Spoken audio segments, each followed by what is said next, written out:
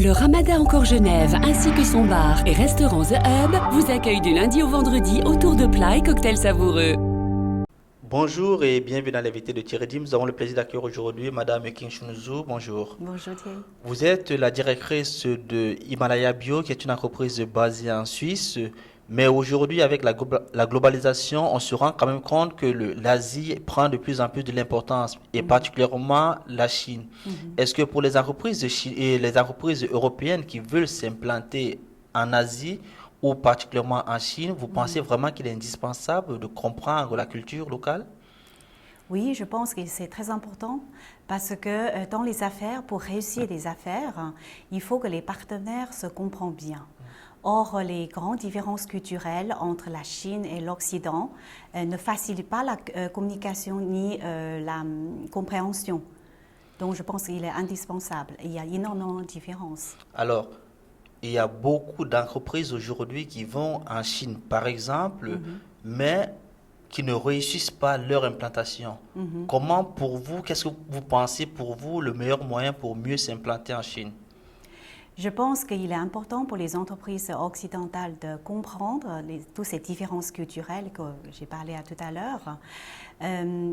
Pour décorter toutes ces différences, je vais donner deux exemples. Par exemple, le premier exemple, en Chine, pour faire les affaires, pour initier des relations, les Chinois passent beaucoup de temps à faire connaissance. Ils ne parlent pas tout de suite des affaires, tout de suite, et ils passent beaucoup de temps à prendre des repas ensemble, à faire des activités de divertissement ensemble, etc.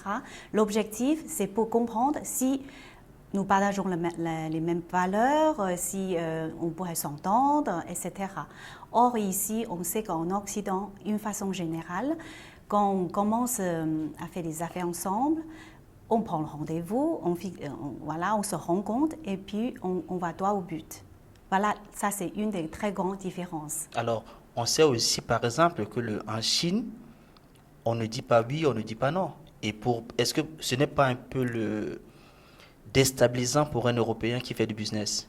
Oui, c'est tout à fait ça. C'est vrai, ça pourrait être déstabilisant, mais si on comprend tout ce qui est derrière, ça pourrait aussi rassurant. Et qu'est-ce qu'il y a derrière? C'est-à-dire, les Chinois, pourquoi on ne dit pas tout de suite oui ou non, surtout dans les affaires, parce qu'on s'occupe beaucoup du confort de notre interlocuteur. C'est dans notre éducation, c'est dans notre culture. Donc, ça veut dire il faut juste comprendre quand, par exemple, votre partenaire ne vous dit pas tout de suite oui ni non. Ça signifie d'une façon générale il n'a pas pris la décision ou la réponse est plutôt non. Mais il aimerait prendre le temps. Dans ce cas, je pense qu'il est important pour les entreprises occidentales de comprendre ça et être patient et essayer de comprendre. Et ça veut dire aussi qu'il y a une ouverture. Ça veut dire qu'on a encore une chance pour les convaincre. Voilà.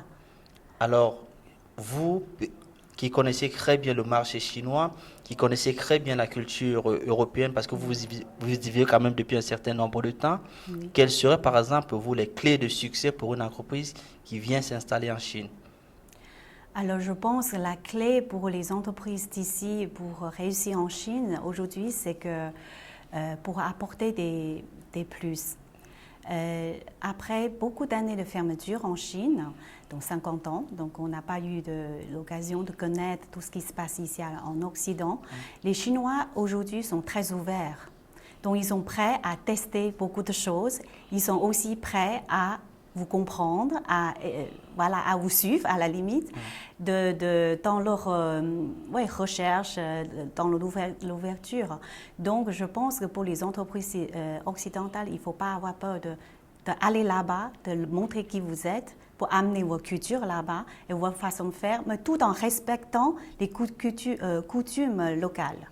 Voilà. Merci encore Madame Zhu pour ces explications. Merci à vous. Quant à vous, nous vous donnons rendez-vous très prochainement avec un nouvel invité. Au revoir.